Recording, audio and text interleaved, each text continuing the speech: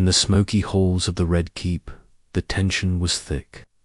Ned Stark, Lord of Winterfell, and now Hand of the King, stood silently outside Queen Cersei's chambers. His breath was slow, heavy with decision. The letter from King Robert lay tucked inside his tunic, unread by anyone else, a final order from a dying man. Robert had been gored by a boar, and Ned suspected more than bad luck had played a role. And now he knew the truth. Joffrey was not Robert's son. The children were born of incest between Cersei and her brother Jaime. It was a truth that could destroy the realm or save it. But Ned Stark had never been one for half measures. He pushed open the door. Cersei was sitting by the fire, a golden goblet in her hand, her eyes tired but cold. Her guards were gone. Ned had arranged it that way. Varys had warned him to be cautious. Littlefinger had smiled to Isolde, but Ned wasn't here to scheme. He was here for justice, northern justice. "I gave you a chance," he said, stepping forward. "You should have taken your children and left." Cersei didn't rise. She sipped her wine and met his gaze without fear. "You're a Stark. You don't belong in the South. You think we play by your rules here." "I think you played with fire," Ned said, drawing his sword. "And now it's time to burn." She laughed, but it was hollow. "You wouldn't kill the queen. You're not a queen," he said, and with one clean strike, his blade came down. The chamber was silent. The Queen of the Seven Kingdoms lay dead at his feet. Ned stared at the body, his hands shaking.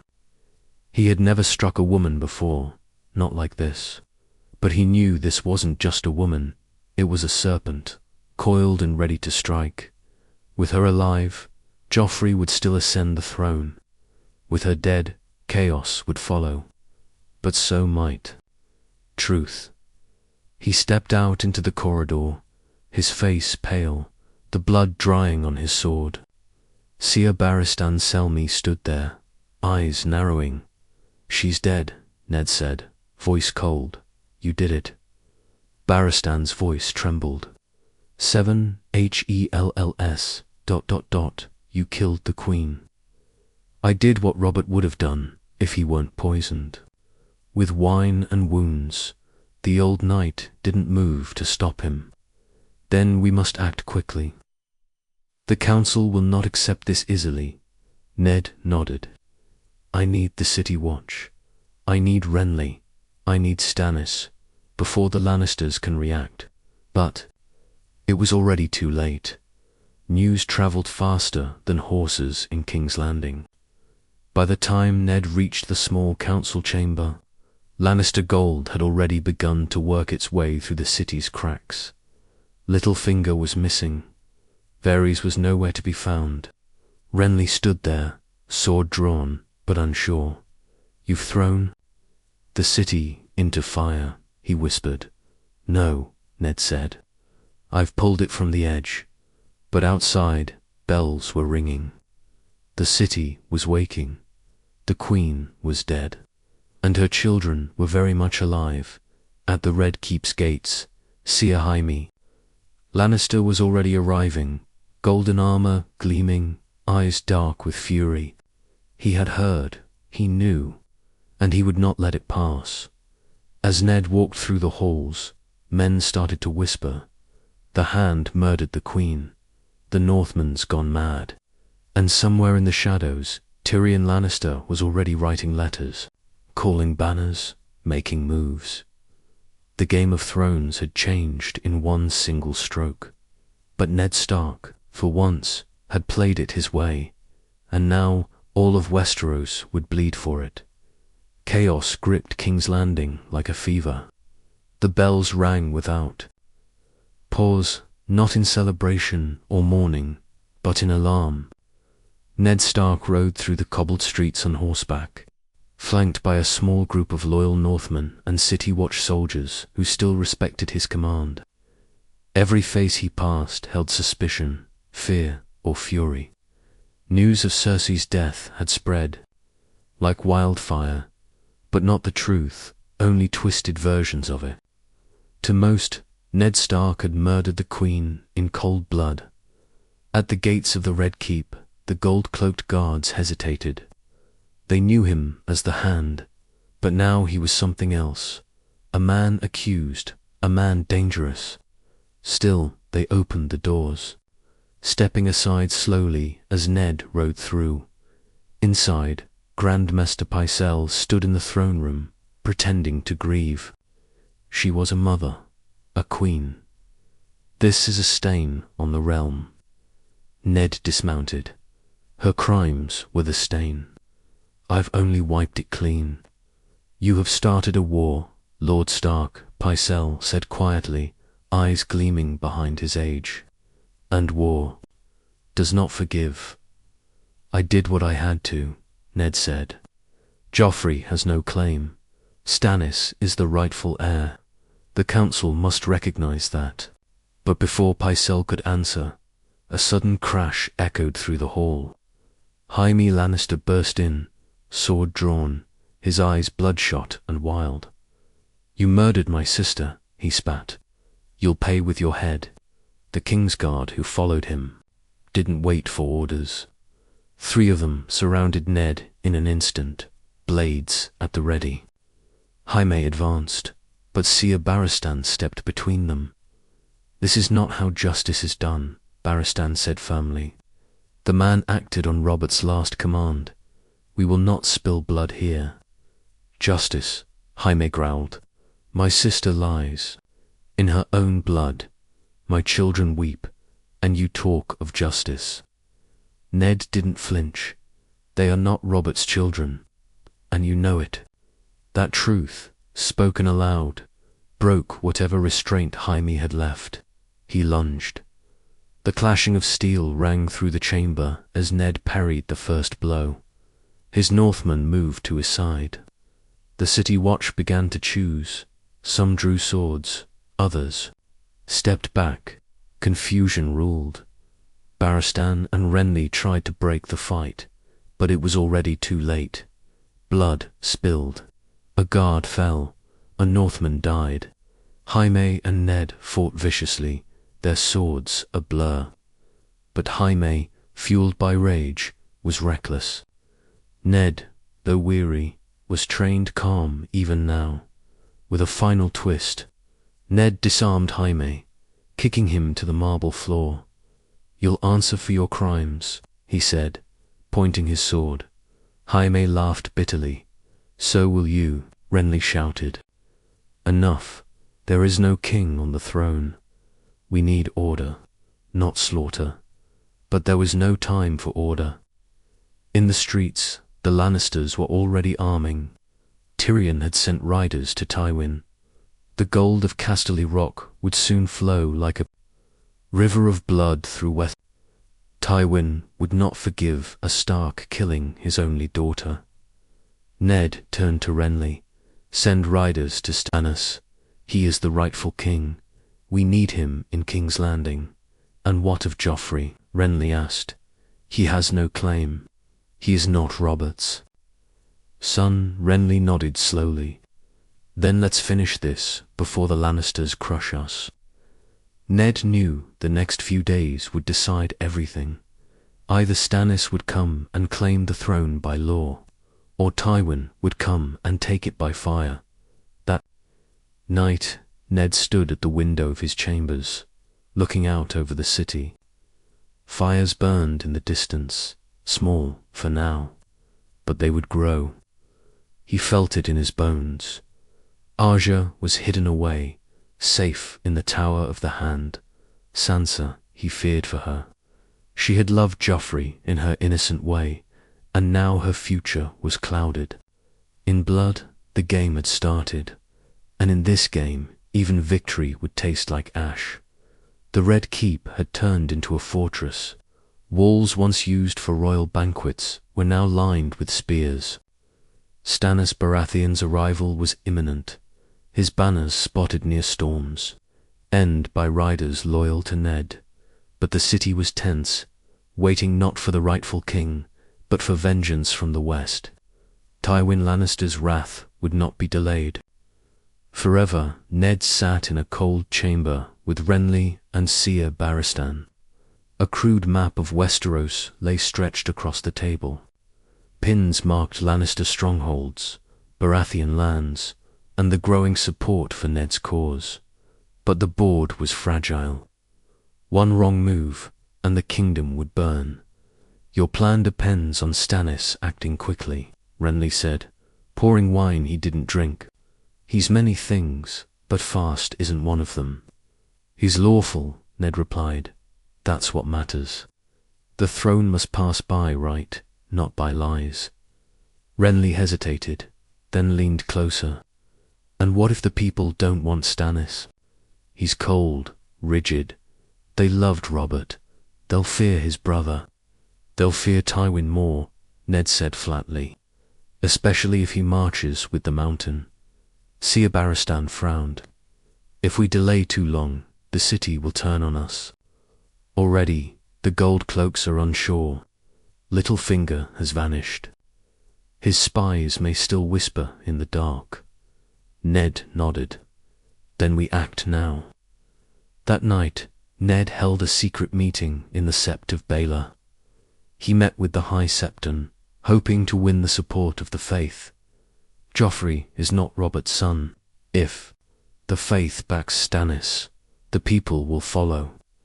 The High Septon, a frail man draped in gold and cloth, folded his hands. The people believe what they see. Joffrey wears the crown, and the queen is dead. Many believe you are a murderer. Then tell them the truth. The Septon's eyes narrowed. Truth is rarely simple in King's Landing. But perhaps, if you confess in front of the Great Sept, if you reveal the secret before the gods, it will carry weight. Ned agreed, though he knew it was a risk. 3 days later, the Great Sept was filled with nobles, soldiers, and spies. Ned Stark stood at the altar, facing thousands. Arya watched from a hidden alcove. Sansa, under guard, was not allowed to attend. Served King Robert, Ned said loudly. He was my friend, my brother in arms. But his children are not his. Joffrey, Myrcella, and Tommen are the products of incest, born of Queen Cersei and Seer Jaime Lannister. I acted under Robert's last command. I ended the Queen's life to prevent a false heir from seizing the throne.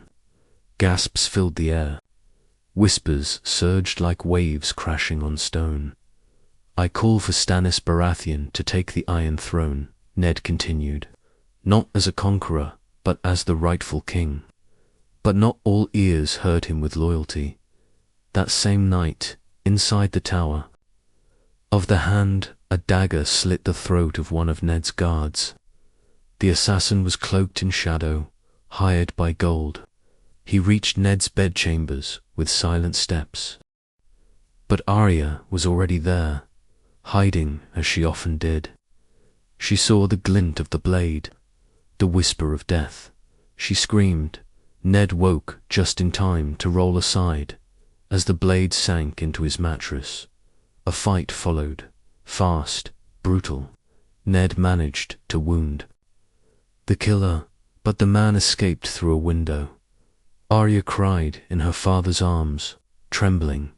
They're trying to kill you, father, she whispered. Ned held her tighter. They already are. And far across the lands, Tywin Lannister received the message. The Northman has killed your daughter and called your grandchildren bastards. He wants to place Stannis on the throne. Tywin didn't speak. He stood slowly, walked to the window of his tent, and looked west. Then he turned to Seer Gregor. Clegane, gather the men. We marched for King's Landing. Tywin Lannister moved like a storm across the Riverlands, with over 20,000 men under his banner. He marched with silent fury. Villages burned in his path not as acts of war, but as warnings. House Frey, ever opportunistic, opened their gates to Lannister steel. House Tully was harassed at its borders. Every house that whispered support for the Starks or Baratheons felt the rumble of Tywin's retribution coming closer. Back in King's Landing, the city was cracking from within. Ned had managed to keep control of the Red Keep, but only just. The gold cloaks were restless. Some whispered of switching allegiances. Bribes were being passed under tables. Food was growing scarce. Sansa, though under guard, had become another pawn. Her tears and pleas to see Joffrey made her a symbol of innocence, and the small folk began to see her not as a Stark, but as a victim. Ned had refused to let her be used, but his council was shrinking. Renly had vanished in the night, taking a dozen knights with him. Some said he was fleeing. Others said he was going to Highgarden to gather support from the Tyrells for his own claim to the throne. Ned couldn't worry about that now. On the fourth morning after his speech at the Sept, a raven arrived. The seal was black and gold. Lord Tywin Lannister demands the immediate surrender of Eddard Stark, murderer of Queen Cersei, and the recognition of Joffrey Baratheon as rightful king. Failure to comply will result in the razing of King's Landing, and the death of all within. You have 2 days. The letter was not a threat, it was a promise. Stannis had not yet arrived. His ships were delayed at Dragonstone, caught in storms and slowed by cautious movement. The man moved like a chess master, unwilling to act without complete certainty. Ned cursed that slowness now. He turned to Barristan Selmy. Can we hold the city? Barristan, ever the honest knight, shook his head. Not if the people rise against us, and not with Lannister gold buying blades in every alley. Ned paced. He was torn between duty and family. He had started this for honor, but now that same honor might lead to Arya's death, and Sansa's, and thousands of innocents. That night, he walked alone through the city streets, hooded and quiet. The people were starving. Children cried in corners. Graffiti now stained the walls, some praising Stannis, others calling Ned a butcher. He passed a group of small folk, huddled near a fire. They say the Northman killed the queen with his bare hands, one muttered, and that he means to burn the city if we don't kneel, said another. No, a woman said firmly. He's the only one who speaks truth. The queen was a monster. Her boy, Joffrey, had a butcher's son whipped in front of me for a joke. Ned stepped away, his heart torn. Even now, they couldn't agree on what was true. The next morning, he summoned what remained of the council. We cannot hold King's Landing if Tywin attacks, and we cannot trust the people to stay loyal. But we can still end this without burning the realm. How? Barristan asked. We remove Joffrey, Ned said. Not through blood, through exposure. Let the people see the proof of his illegitimacy. Letters, witnesses, confessions. We bring out the truth like light through smoke. And then, Pycelle asked, coughing through his long beard, then we crown Stannis when he arrives. But the walls were already closing in. In the dungeons beneath the Red Keep, a traitor was revealed. One of Ned's own men, bribed by Lannister gold, confessed under torture. He had been feeding information to Littlefinger, who had reappeared in the shadows, gathering forces of his own. The gates will open the moment Tywin arrives, the man confessed. The City Watch's loyalty is bought. Ned's time was running out, and outside the gates, the banners of House Lannister were on the horizon. Dawn came with the sound of drums. From the battlements of the Red Keep, Ned Stark stood beside Ser Barristan Selmy watching a sea of red and gold march closer to the city. The Lannister army had arrived. Tywin's host stretched beyond the trees, their banners like flames in the wind. It wasn't just a force, it was a declaration. King's Landing was surrounded. Inside the city, fear had bloomed into chaos. Shops were shuttered. People gathered in alleyways, whispering of fire and death. The gold cloaks, once sworn to protect the peace, now watched with dead eyes and twitching hands. Some had already deserted. Others had begun looting in the night, thinking the city would fall by morning. Ned convened what was left of the council in the Tower of the Hand. Varys had returned, or rather, slithered back with a quiet smile and nothing useful. Pycelle moaned about prophecy and doom. Only Barristan remained steady, loyal and grim. "They'll breach the walls by midday," the old knight said. "The people are afraid. Some will open the gates before Tywin lifts a single sword." "We still have the Red Keep," Ned replied. "If it comes to siege, we'll defend it until Stannis arrives." Varys cleared his throat gently, assuming, of course, that Lord Stannis does arrive. Warships are fickle. Winds turn. Men betray. Ned slammed his fist on the table. "Then we hold until the end." But he wasn't speaking to them. He was speaking to himself. Later that morning, Ned met with Arya and Sansa. They were kept in separate quarters now, too dangerous to be together. Arya looked thin, wild-eyed, her clothes dirty from sneaking through corridors.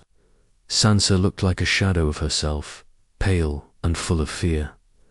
"Are we going to die?" Arya asked bluntly. Ned knelt and put his hand on her shoulder. "Not today. I'll get you out. Both of you." Sansa didn't speak at first. Then she whispered, "I just wanted to be his queen." Ned's heart twisted. "He was never your prince, Sansa. He was a lie, but you are not."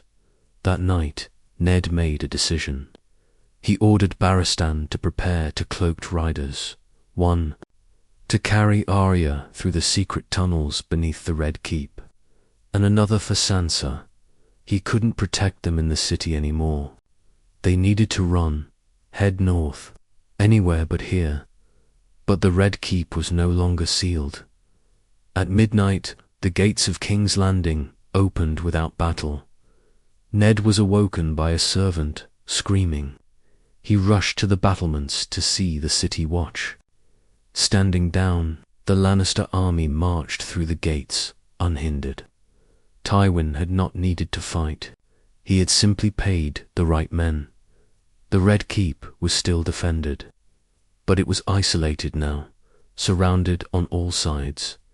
Barristan returned with a grim face. "The Watch betrayed us. The city is lost. We have hours, at best." Ned nodded slowly. "Then we use them." He went to the throne room. There, in front of the Iron Throne, he laid out parchment after parchment. Robert's last will, letters from Jon Arryn's investigations, witness statements from Maester's ravens to noble houses, and a public confession from a Septon who had seen Jaime and Cersei together in compromising positions, and he ordered them all copied by dawn.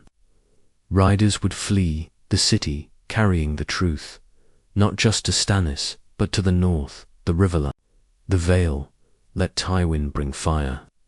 Ned would bring truth. But in the lower levels of the Red Keep, betrayal struck once more. One of the riders meant to take Arya was found dead, his throat cut, and Arya was gone. No blood, no struggle, just gone. Ned felt the world tilt beneath him. "She's still here," he told Barristan. "Someone took her." Barristan's jaw clenched. "They'll use her to bring you out." "They'll fail," Ned growled, "because I'll find her first." And in the shadows of the Red Keep, a spider named Varys watched it all unfold. Not with joy, but with something colder. He whispered, "The game is almost over." The Red Keep trembled under the weight of fear. The Lannisters were inside the city now, their soldiers marching openly through the streets, arresting any man who wore a northern cloak or carried a raven's scroll. But the heart of their conquests, Red Keep, still held strong. Ned Stark remained within, wounded in spirit, sharpened by rage. Arya was missing, taken by someone inside the castle. Ned's search became personal.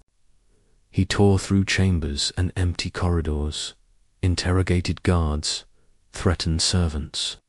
Each dead end only made the storm inside him more violent.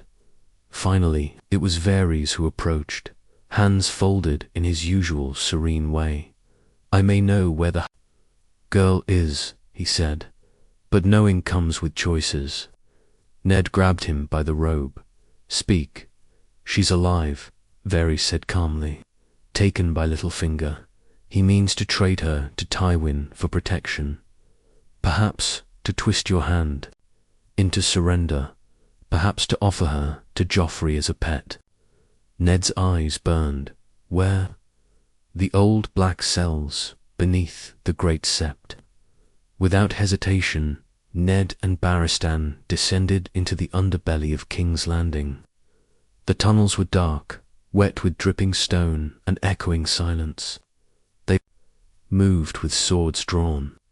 The stench of rot filled the air, and there she was, Arya, bound, bruised, but alive. Her eyes lit up the moment she saw her father, but between them stood pettier Baelish Littlefinger, smiling with that smug, ever-smug face. "I warned you," he said softly. "You play the game like a soldier, Ned, but this city, it belongs." "To men like me." Ned didn't answer. His blade did. The fight was quick. Littlefinger had a dagger, but no heart. Ned cut him down with a single blow, and the last sound Baelish made was a bitter laugh. Arya fell into her father's arms. "I knew you'd come," she whispered. They returned to the Red Keep just as the final storm arrived. Tywin Lannister entered the throne room, armored in gold, surrounded by bannermen and guards. Behind him stood Joffrey, flanked by the remaining Kingsguard. The Iron Throne loomed behind them, sharp, jagged, hungry. Ned faced them with Barristan at his side, and a few remaining Northmen behind. "Lord Stark," Tywin said, "you are defeated. Lay down your sword." Ned stepped forward. "Joffrey is no king. I will never bend the knee to a lie." Tywin's eyes narrowed. "Then you've chosen death." But before he could speak again, a horn sounded from the east. Dozens, then hundreds. Ships had arrived in Blackwater Bay, black sails with a crowned stag. Stannis Baratheon had come. Within hours, his forces stormed the city from the docks. Fighting erupted again, but now the tide had turned. Tywin's men, weary and surprised, fell into disarray. Stannis was not merciful. He cut through the Lannister forces with fire and fury. Joffrey tried to flee the throne room, but Barristan blocked his way. "You're no king," the old knight said, "and you never were." By nightfall, the Iron Throne stood empty again. Stannis entered the hall, covered in blood and smoke, and looked at Ned Stark. "You saved the realm from a lie," he said, "but you almost drowned it in fire." Ned nodded. "Then let us build something true." In the days that followed, Joffrey was executed. Myrcella and Tommen were sent into exile, spared by Stannis, but barred from succession. Tywin Lannister was captured, but his fate would be decided by trial. Casterly Rock remained under threat, and the war wasn't over. Not truly, but the Red Keep had changed, and so had Ned Stark. He remained hand for Stannis, but colder now, less trusting. He had won, but at the cost of blood, innocence, and pieces of his own soul. Arya never spoke of her capture again. Sansa, released from her chamber, did not forgive her father easily. She had seen too much, lost too much. Her innocence had died beside Joffrey and the North. It remembered winter was still coming, but for now, at least, the lie was dead, and the truth sat on the Iron Throne.